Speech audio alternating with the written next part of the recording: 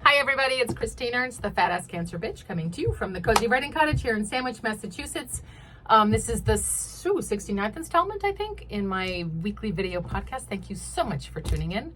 I had my show last weekend, which was wonderful. I'll have more dates to announce soon. I have one in September at Cape Cod Theater Company, HJT, Friday, appropriately for my show, because it's Lucky 13, Friday, September 13th, Friday the 13th, which I just love. It is a gray day today, March 23, 2024. I think we're in fall, spring, second winter. Hard to know in these parts, but it's dreary. But there are black squirrels in my yard. There are two of them. And it turns out that they are making a nest in a tall pine tree in my mother's yard 2 doors away. This is really rare because a black squirrel, also known as a black morph, occurs in 1 in 10,000 squirrels. So the fact that two of them are around and making a nest and making babies is very exciting. So I will keep you posted throughout baby squirrel season. Maybe we'll see more. I'm in a nostalgic place, and I'm going to tell you all about it. My friend Gail came to visit, my old friend. We met in the 6th grade at William E. Sheehan Elementary, and evidently I was horrible to her, purportedly snatching the hat off her head in a game at recess and dropping it into a dirty puddle. I have no memory of this.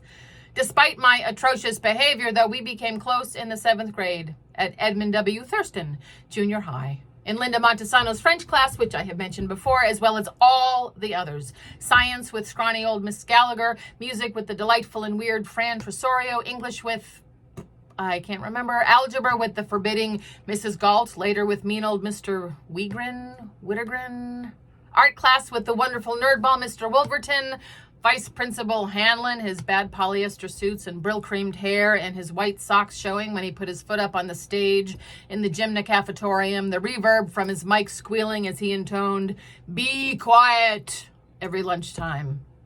Punished by silent lunch. Can you even imagine 200 7th graders? It sounds like Shea Stadium in here, people. He was a total dick. Gail and I were dorky, smart, absolutely not athletic, artsy, bookish girls, along with the rest of our set, Becky, Lori, Renee, Robin, Leanne, Jennifer. Junior high was frankly hellish. We lived in a wealthy suburb of Boston, which made it more hellish. Which, of course, guaranteed the meanest of mean girls. Do they ever change? Skinny and athletic daddy's girls, mommy's best friends, all long, straight blonde hair, and Bonnie Bell and boyfriends and field hockey. And mean boys, too, of course. Savage skills befitting a rich, handsome kid with a popped collar and Nike high tops. How does anyone survive being 14? But I digress. Gail came to visit. I have seen her on the socials, but not in person for 5 or 7. Okay, I looked it up. 10 years. Gail, we have not gotten together in 10 fucking years.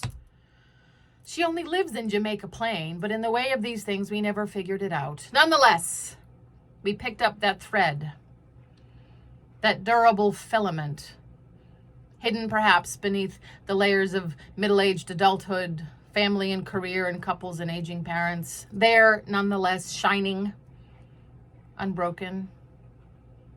She came into my kitchen and immediately befriended Mr. Loopy, who even crawled into her lap, and we got right down to business over a long cup of tea.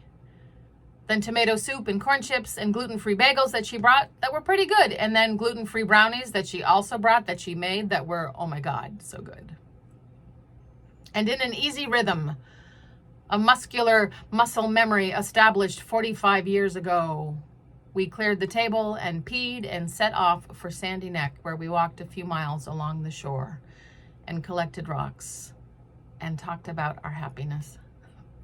Her garden, her home, her cats, her nieces, my writing, my family, my house, my cats, my business, our plans, our hopes. We talked about what we dreamed of as girls, where we ended up, everything in between. As if just yesterday we'd been sitting on the floor in my bedroom imagining our grown-up lives. And now today at the beach we are discussing sensible shoes and staying limber. Time is so funny. Not linear, but looping and tangled and circular. Points on a three-dimensional, lumpy, shifting shape, an enormous ball of old Christmas lights. Being 14 yesterday, being 57 today. She sounds the same. We laugh the same. Our humor is the same. Our listening is the same. We got back to the house, pockets full of lovely stones, and of course we needed to pee again. We hugged goodbye, and I marveled at us now. Us then. And I blurted out her phone number from childhood, 762-7660. And she blurted out mine, 329-4182. Like secret passwords. Magic codes engraved upon our hard drives, dialed so often.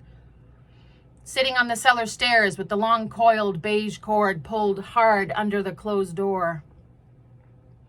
Her number, part of my core programming.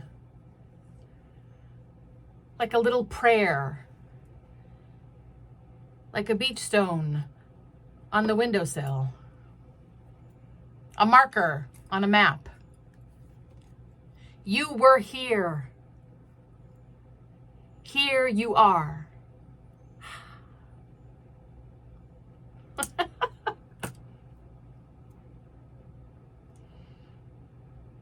Isn't it funny navigating our lives? It's a strange map. It was wonderful to see her, and we're making plans to get together with the rest of the gang, hopefully soon, and not let too much more time pass. Oh, 14:57. Fucking fuck. You are beloved. Come as you are. At 14 or 57. Go call an old friend. Who did you laugh with in junior high? Seek them out. Laugh again. Go outside, look for squirrels. Come to my mother's driveway. I'll give you the address. Just hit me up.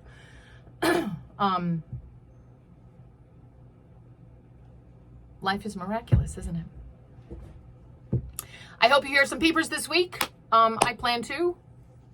Stay safe in the bad weather tonight, and I'll see you next week, dear folk. This is an honor and a privilege. Thank you so much for listening.